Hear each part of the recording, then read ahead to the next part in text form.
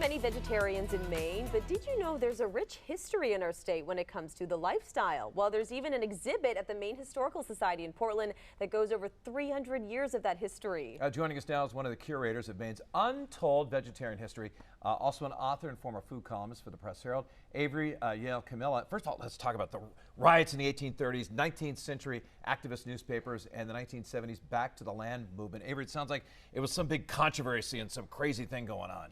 Well, the 1834 Graham riot took place in Portland, and it was a really huge event. It was reported all over the country, front page newspaper news.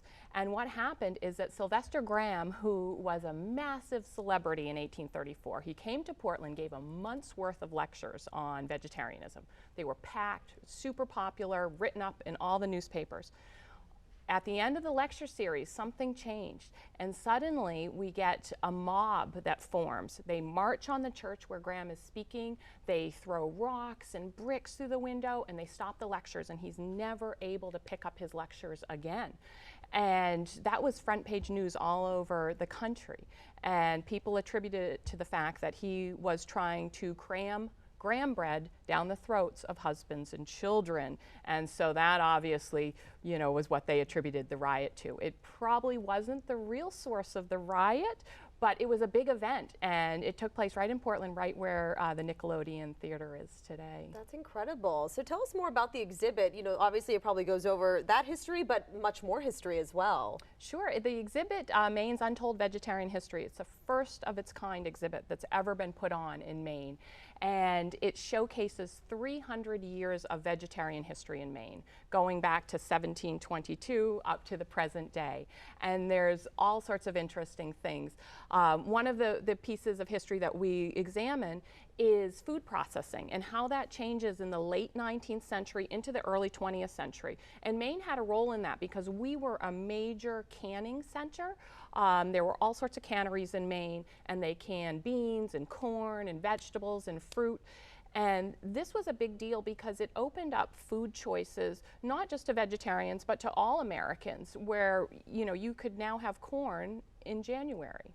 And that was a big deal, and certainly for vegetarians whose diet was pretty limited in the North in terms of seasonality and what was available, this was a big deal to have these products available. And at the same time, there were vegetarian food companies that were coming into existence across the country, and many of them were inspired by a Mainer who had moved to Michigan by that point. And her name was Ellen G. White, and she's considered a prophet of the Seventh-day Adventist Church. She grew up in Gorham in Portland, and she had thousands of prophecies over the course of her life, including one in the mid-18th century where she believed God told her that the ultimate food for humans was plant-based, and from that point on, even though she didn't want to be a vegetarian, she tried really hard to be a vegetarian, and she encouraged people to do the same thing, and she also encouraged members of the church to start vegetarian food companies, which they've done until this present day. And we've got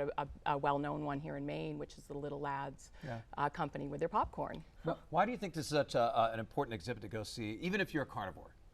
Well, I think it's always important to understand our history. And, you know, vegetarianism, veganism is certainly something people are talking about today. We're in Veganuary. This is the big, you know, month when people try to be plant-based as a way to kickstart the new year in a healthy manner.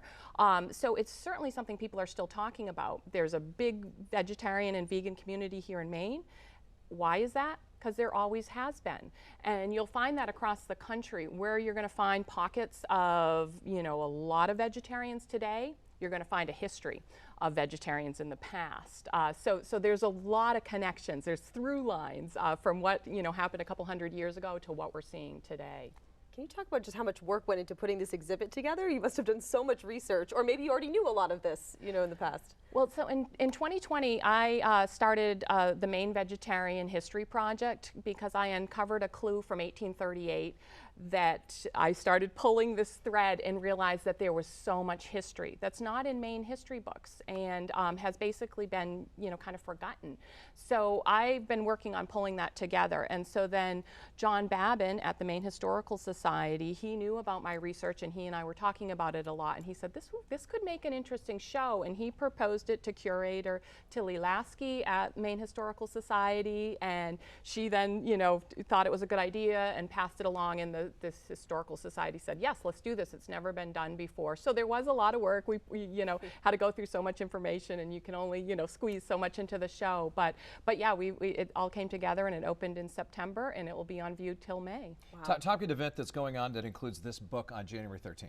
Yes, so history professor Adam Spritzen, he is a professor at Marywood University in Pennsylvania, and he is going to be doing a virtual talk called The Future of Food, where he's going to talk about the social reformers from the 19th century and early 20th century who started the vegetarian crusade, is what his book is called, in America. And so these were vegetarian social reformers, and they weren't just interested in vegetarianism. They had a lot of other social issues, women's rights, abolition. There's a whole host of things that vegetarians were involved in historically, and to the present day, vegetarians often have other causes that they support as well.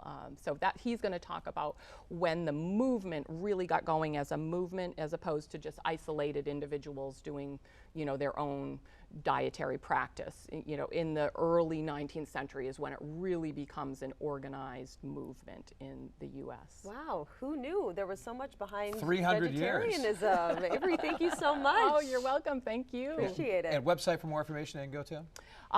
The Maine Historical Society's website, and then there's also the Maine Memory Network. Both of those have information about the show, and the Maine Memory Network as a virtual version of the show online as well. Great. It goes on through May, yeah. All right.